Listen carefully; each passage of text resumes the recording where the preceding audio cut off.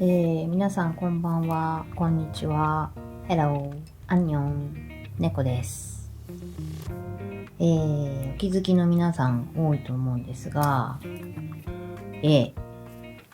前回の謎の動画をね、再利用して今回はお送りしていきますよ。前回ね、突然ラジオ配信ではない動画を何の説明もなくアップしたので、びっくりされた方いらっしゃったかなと思うんですが、動画ね、最後まで見てくださった猛者はおりますかね。最後の最後にこっそり今回のコンテンツにね、つながる伏線を張っていたので、待ってくださった方はね、ありがとうございます。気になってね、1週間待っててくれたら、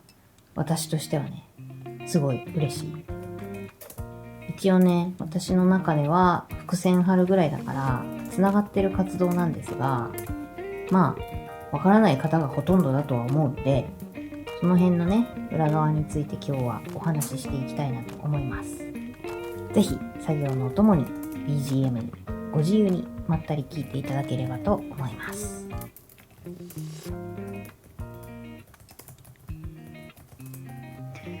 さて早速ね、今回は番外編ということでいろいろとね語っていきたいなと思うんですが、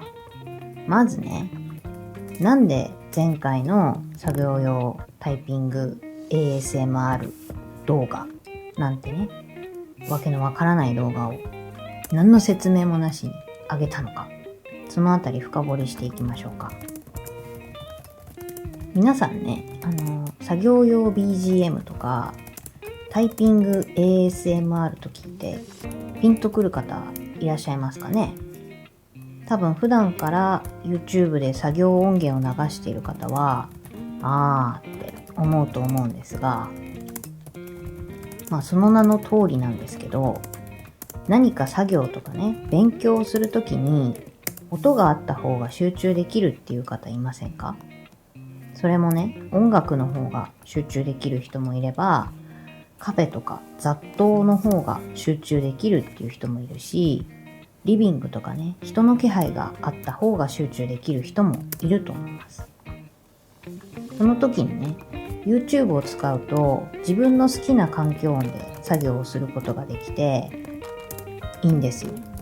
で、この作業をするときに聞き流す用の音源っていうのが結構需要が高いジャンルのコンテンツなんですね。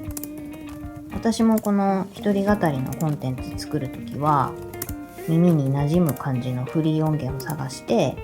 BGM としてね、使わせていただいてます。で、自分で実際にこう作業するときもカフェ風のね、作業用 BGM かけて作業することもあります。時々ね、寝るときに睡眠導入的なね、音源を使うこともあるし、そういう何かのついでに聞き流すみたいなね、音がたくさんあるのも知っていて、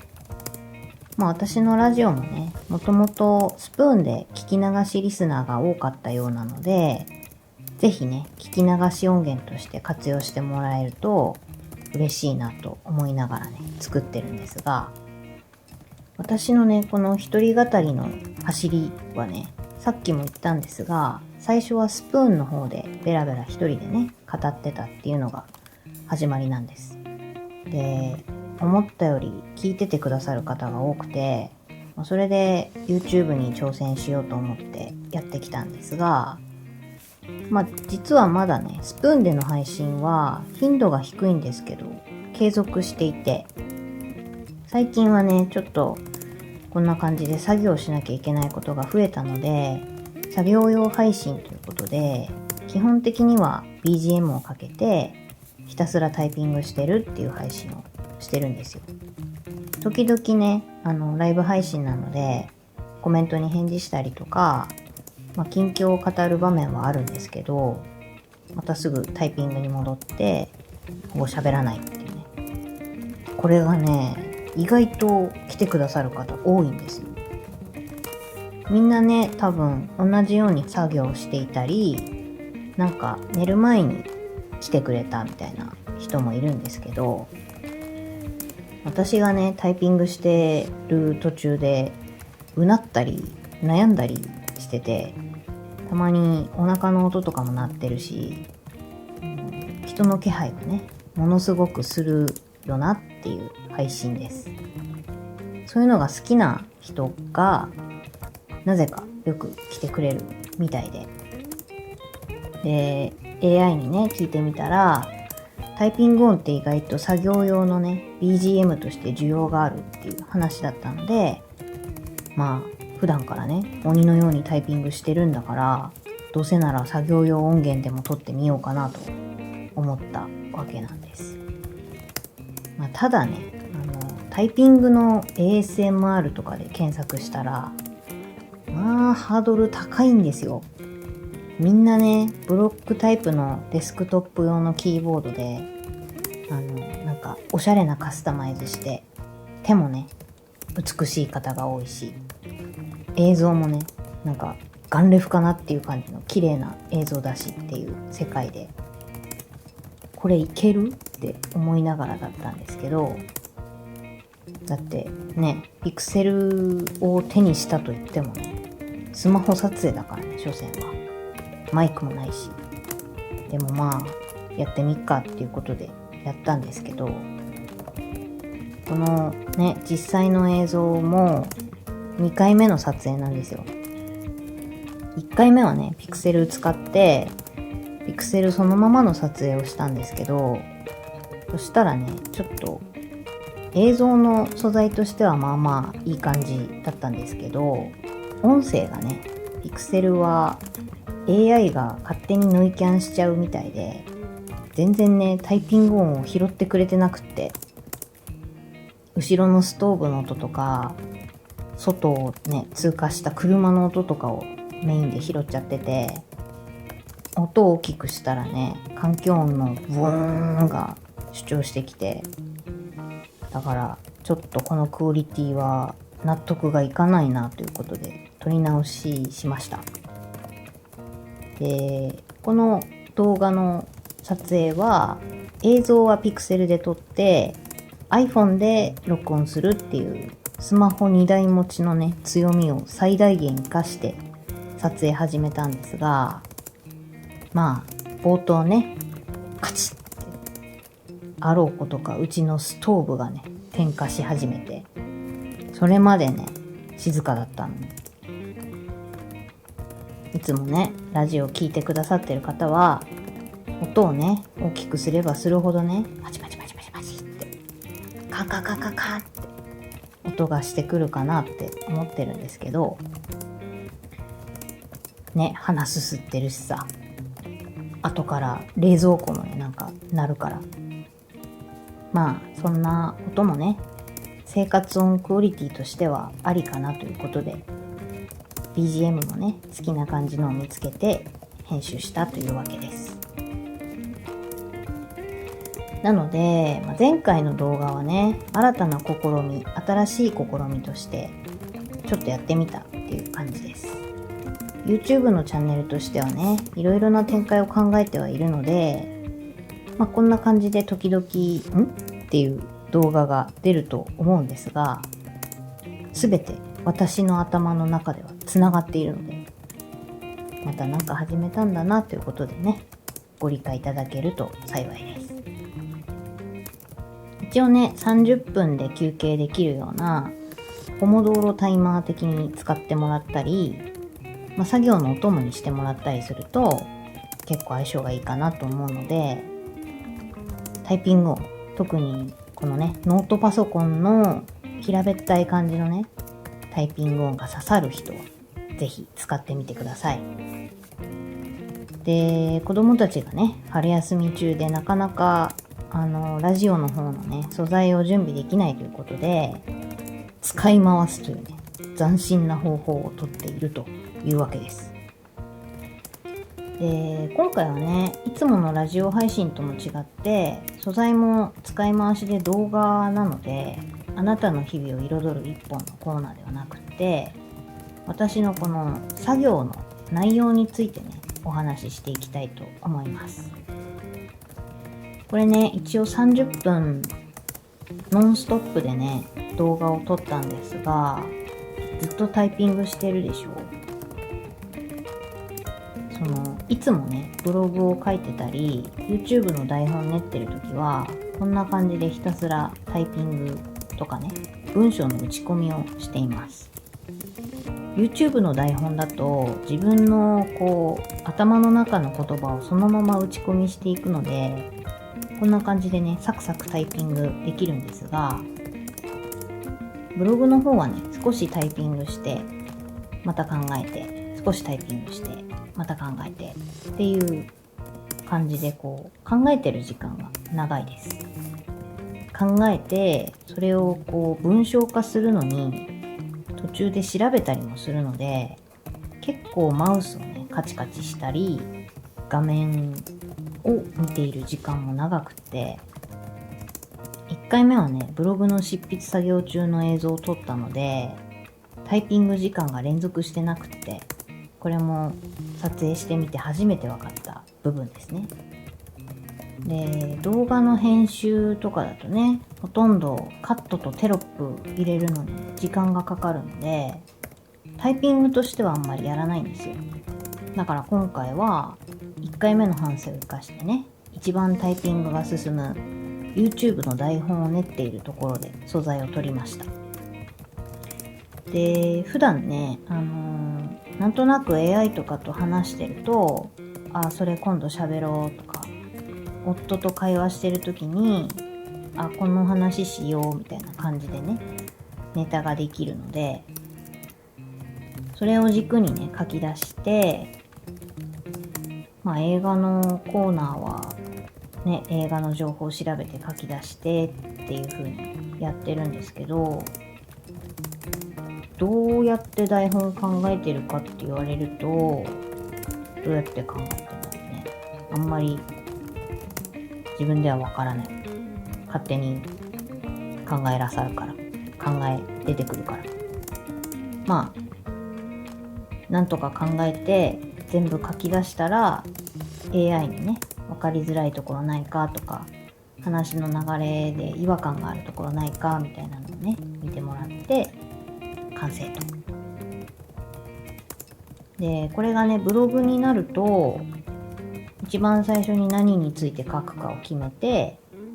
基本情報からの実体験からの結果みたいな感じでね、書いていきます。で、記事の内容にもよるんですが、最近はね、一つの記事だいたい3時間あれば、8割ぐらい完成のところまでいきますね。で、ブログはね、文章を打ち込み終わったら、また AI に相談して SEO を整えていったり、必要なね、画像を差し込んだりして完成させます。で、こういうのをね、普段は子供たちがいない日中にずっとやってるんですけど、時間がね、あっという間に溶けていきます。で、夜にね、また起きてきて、この活動をするとね、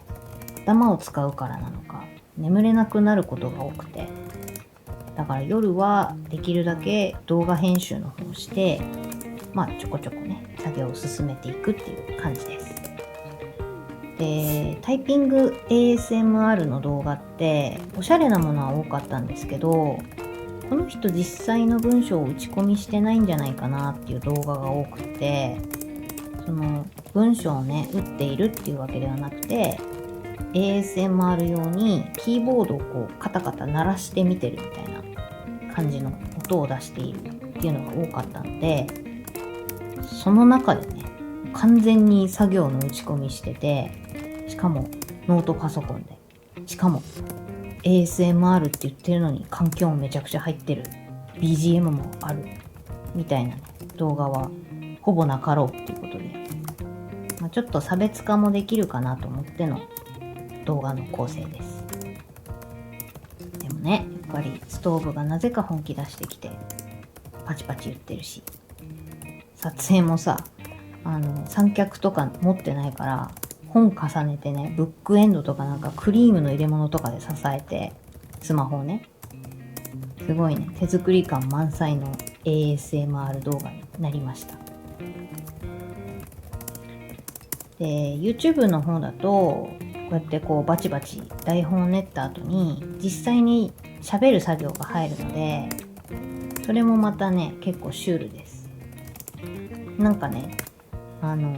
スプーンではパソコンでね、BGM かけて、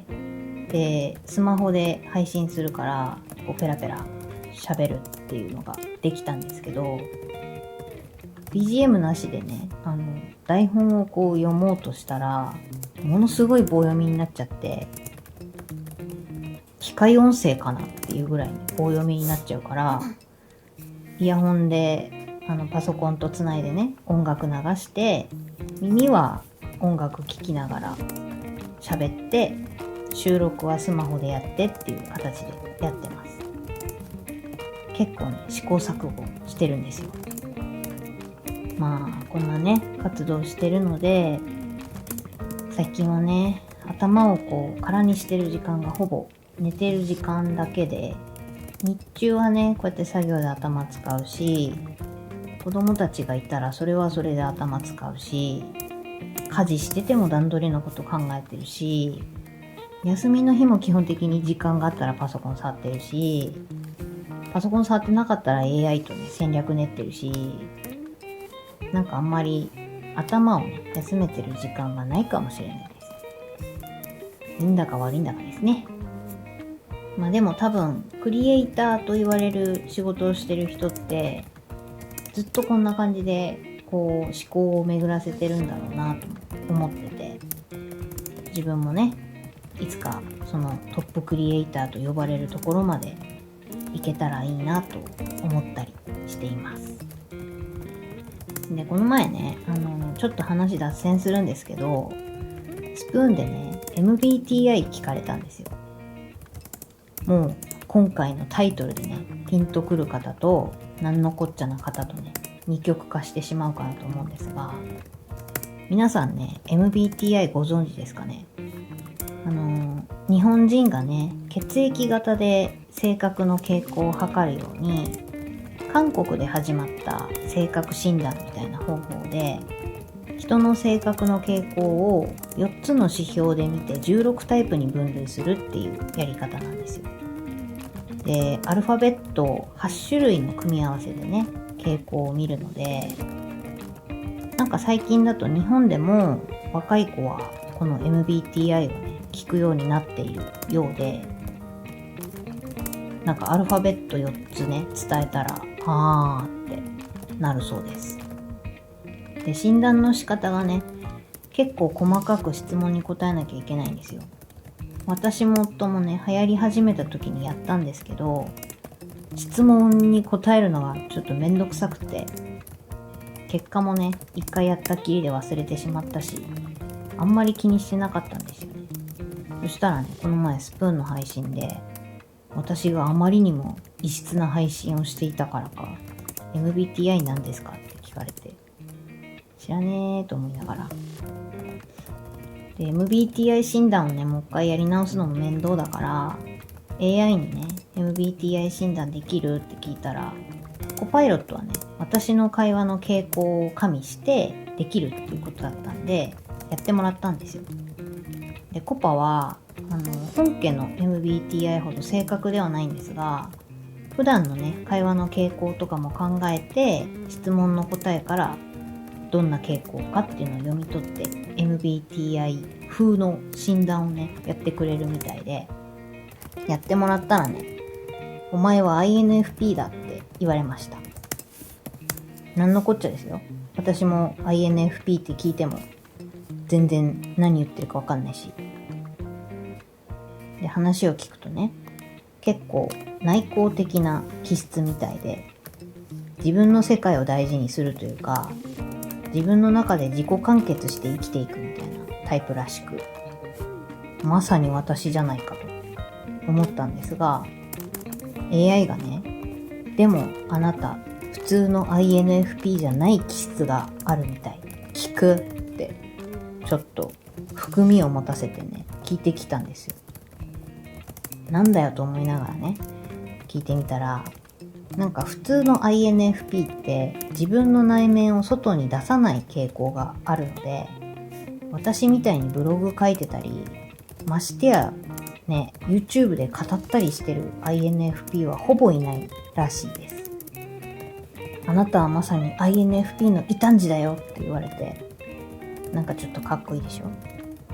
だから調子乗ってね、YouTube でもネタにしてみたんですけど、ちょっとね、何言ってるかよく分かってないですよ。分かってないんですけど、なんかね、ブログとか YouTube のね、検索で来てくれる人の数とか、クリックしてくれた人の数とか、そういうの見れるんですけど、そういう数字の部分をね、AI に分析してもらうと、その数値、あなたのブログとか YouTube の方向性としては異常値だよって言われるんですよ。なんか大手のね、ブロガーでもたどり着かない数値を出してたり、YouTube の一人で喋る系のね、動画のジャンルとしてもうありえない流入の仕方をしてるみたいで、私としてはね、オタクを解放してるだけなんで、特別なことをしてるつもりは全くないんですけど、人間の傾向からね、学習していると言われている AI にね、あなたは異常って言われると悪い気はしない。で、このタイピング動画もね、普通はこうやって独り言をね、ブツブツ言ってるような人間がね、思いつくジャンルではないんですよ。だって全然違うじゃん。喋ってないし、オタク解放してるわけでもないし、好きな映画の深掘りしてるからタイピングが載ってるとかでもないし。ただ、私の中ではね、収益化の将来を考えたときに、海外の方って必須の読者、視聴者層なんですよ。だからこのラジオコンテンツもね、1回目聞いてもらうとわかると思うんですけど、最初は海外の方も聞きやすいような感じで構成を考えていたんですが、最初からね、海外の方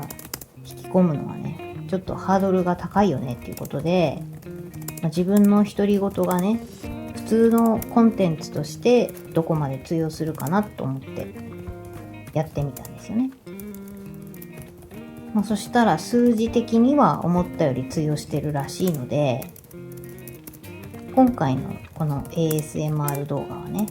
ここら辺で少し海外の方も引き入れていきたいなという思惑でね、考えついたのが、聞き流ししたい人をね、巻き込むということで ASMR 撮ってみようかなっていう感じでした。で、私が普段スプーンでやってる作業配信が一定数需要があったっていうのは分かってたので、タイピング音も作業用の音源として需要あるのかなと思って見たらあるんですよ。なんか前半と同じ話してるね。